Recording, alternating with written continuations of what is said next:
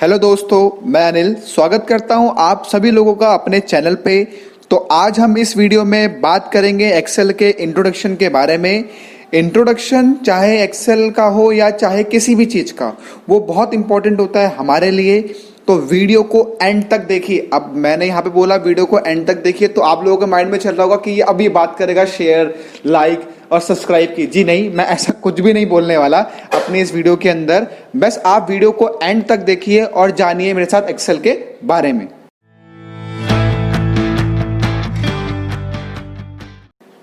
Introduction of MS Excel 2016. Microsoft Excel is a spreadsheet program that provides with powerful tools and features to analyze, share, and manage your data. A spreadsheet is defined as a large sheet containing information arranged in the form of matrix.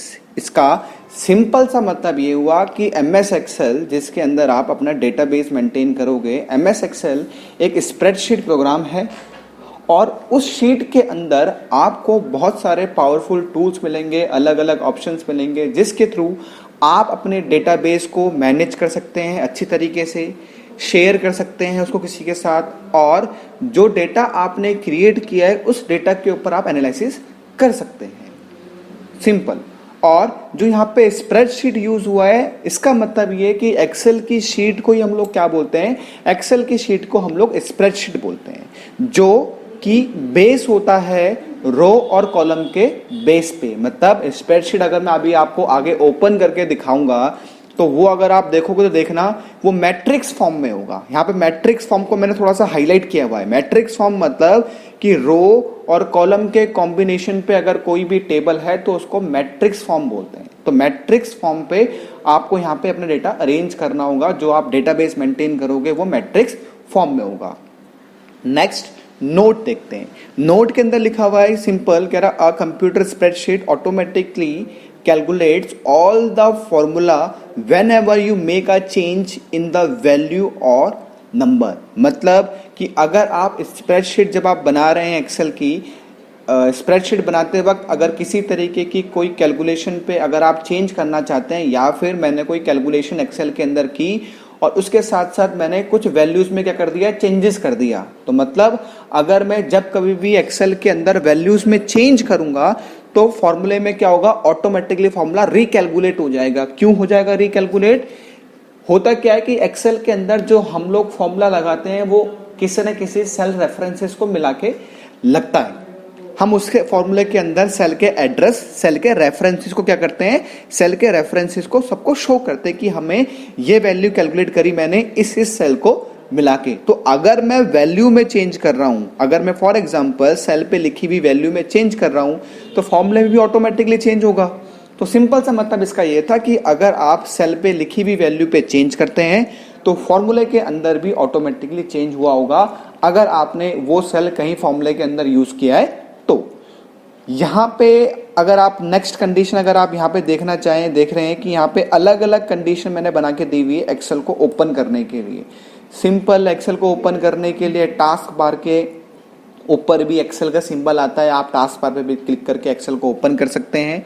साथ ही आप window की plus are, सबसे बढ़िया use window की plus are मतलब run command, run command के through भी क्या ओपन कर सकते हैं, एक्सेल को ओपन कर सकते हैं। तो मेरा ये सजेशन होगा कि आप एक्सेल को ओपन करेंगे विंडो की प्लस आर मतलब रन कमांड से। तो रन कमांड, ये बॉक्स आपको दिख रहा है छोटा सा, ये बॉक्स रन कमांड का है।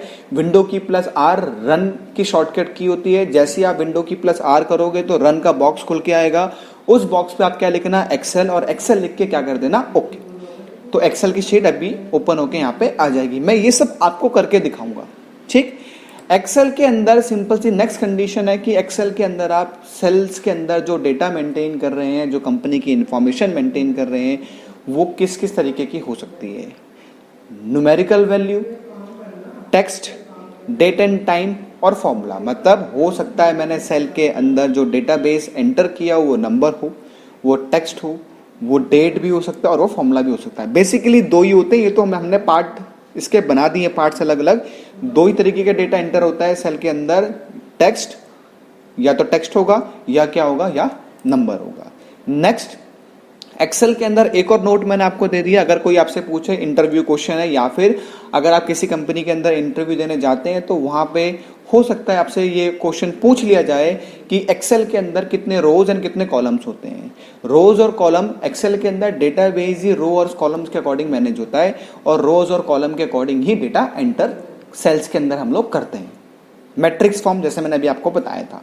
तो एक्सेल के अंदर 10,48,576 क्या होती हैं, रोज होती हैं, और कॉलम्स होते हैं कितने, 16,384 क्या होते हैं, कॉलम्स होते हैं। तो एक्सेल के अंदर रो होती है 10,48,576 और कॉलम होते हैं 16,384। और अगर आपको ये पता करना है कि कितने सेल्स होते हैं तो सिंपल, अगर आप रो और कॉलम को इनटू करेंगे तो आपको पता लग जाएगा कि एक शीट में कितने सेल्स होते हैं।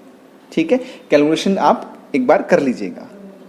नेक्स्ट यहां पे अब हम थोड़ा सा डिस्कशन करते हैं बेस्ट फिट और ऑटोफिट के बारे में। बेस्ट फिट और ऑटोफिट का सिंपल सा मतलब अगर मैं आपको समझाऊं तो मतलब ये है कि जब कभी भी हम सेल के अंदर वैल्यू एंटर करेंगे तो वैल्यू एंटर करने से क्या होगा, कभी कभार होगा ये चीज, कंडीशन बनती है कि अगर हमने सेल के अंदर कोई वैल्यू कोई एंटर कर दी और वो वैल्यू क्या है, वो वैल्यू सेल के साइज से बहुत बड़ी है, मतलब उस सेल का साइज, जिस सेल के अंदर आप डेटा मेंटेन कर रहे हैं वो छोटा है, और जो आपने उस सेल के अंदर वैल्यू एंटर कर दी वो क्या है, वो सेल का साइज क्या है, छोटा है, और सेल के अंदर जो टेक्स्ट है उसका साइज क्या है, बड़ा है। तो ऑटो फिट और बेस्ट फिट के जो ऑप्शन है वो ऑटोमेटिकली एडजस्ट करने के लिए बनाए हुए हैं कि अगर आपने डेटा कुछ इस तरीके से मेंटेन किया है या फिर ऐसा कोई डेटा मेंटेन किया है जो सेल के साइज से बहुत बड़ा है तो आप उसको ऑटो फिट कर सकते हैं सेल के साइज के अकॉर्डिंग। जिस तरीके से आप देखिए कि ये डेटाबेस अगर आप यहाँ पे देख रहे हैं तो बहुत बड़ा डेटा है जो मैंने सेल के अंदर लिखा है, ये बहुत बड़ा नाम है, बहुत बड़ा एड्रेस है, या इनवॉइस नंबर हो सकता है, या कुछ भी हो सकता है, या एरिया हो सकता है, कुछ भी हो सकता है। अगर वो बहुत बड़ा है, उसके अंदर की वैल्यू बहुत बड़ी है, तो आपको अपने सेल के साइज को उस सेल के अकॉर्डिंग क्या करना पड़ेगा, एडजस्ट करना पड़ेगा, जिसको हम लोग एडजस्ट करने के दो तरीके होते हैं, एक होता है ऑटो फिट, एक होता है बेस्ट फिट। ठीक है, ये सब अभी मैं मेरी नेक्स्ट वीडियो के अंदर सब प्रैक्टिकल होगा, ये सब मैं आपको प्रैक्टिकल कंडीशन बताऊंगा कि बेस्ट फिट ऑटो फिट क्या होता है, ये सब मैं आपको प्रैक्टिकल करके दिखाऊंगा। अभी इंट्रो पढ़ रहे हैं तो इंट्रो के अंदर ये चीजें बहुत इंपॉर्टेंट होती है। सेकंड नोट एक और दे दिया कि अगर आपको इस तरीके का कोई साइन दिखे, इस तरीके का, तो इसका मतलब बहुत से लोग समझते हैं कि हमारा फॉर्मूला गलत हो गया, हमारी वैल्यू गलत हो गई। जी नहीं, इसका मतलब कोई ये नहीं है कि आपने कोई गलत वैल्यू एंटर कर दी। होता क्या है, ये सिंबल भी कब आता है, ये सिंबल तब आता है जब आपने एक्सेल के अंदर डेटाबेस मेंटेन करते वक्त कोई नंबर कुछ ज्यादा बड़ा लिख दिया हो। तो सेम इस तरीके से आपको सेल को क्या करना पड़ेगा, एडजस्ट करना पड़ेगा इसके लिए भी।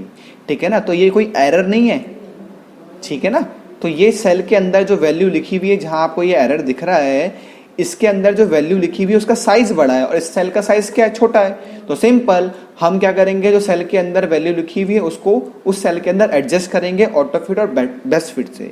तो ऑटो फिट और बेस्ट फिट यूज किया जाता है सेल के अंदर जो अपने वैल्यू लिखी हुई है उसको एडजस्ट करने के लिए। तो ये था एक्सेल का एक छोटा सा इंट्रोडक्शन, और इस इंट्रोडक्शन के अंदर मैंने आपको इंट्रोडक्शन बताया छोटा सा एक्सेल के बारे में, और best fit, auto fit, rows and column, matrix, इनके बारे में मैंने आपको छोटा छोटा क्या दिया, छोटे छोटे कुछ आइडियाज दिए।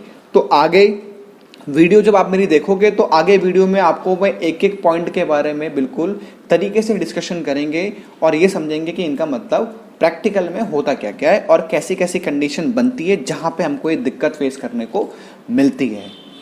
तो अगर आपको मेरी वीडियो ये अच्छी लगी है तो आप मेरी वीडियो को लाइक करें, शेयर करें, सब्सक्राइब करें। अब जरूर बोलूंगा कि मेरी वीडियो को लाइक करें। Thank you.